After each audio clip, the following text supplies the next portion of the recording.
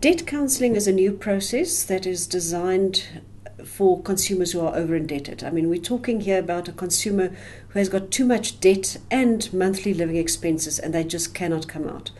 So they can go to a debt counsellor and they can apply for debt counselling. It's an alternative to being sequestrated. It's an alternative to admin orders, which is all we had in the past.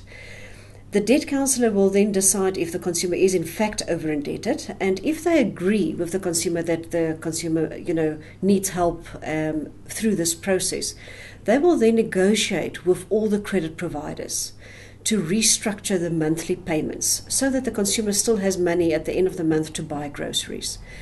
If you make the payments less to your credit providers, you must understand that you'll pay for a longer period. I mean, there's no ways that you can pay less money every month for the house and for the bond and then still finish within the same period. While you're under debt counselling, you're not allowed to take out any further debt. That is the drawback, but of course there's also a financial discipline attached to that, and it's necessary in order to get the consumer out of debt. At the end of the process of debt counselling, the intention is that you will be debt-free, all your debts will have been paid off, nothing was going to be repossessed, no court orders, no judgments, and you're out of this debt cycle that you were in. And that is what debt counselling is.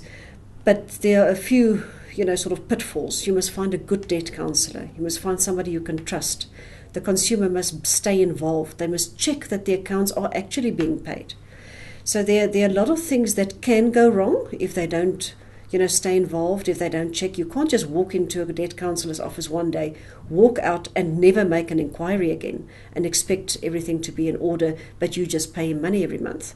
So there is a responsibility onto the consumer to see that everything will be fine. But if it works, it can be a great help for a consumer who cannot pay all his debts.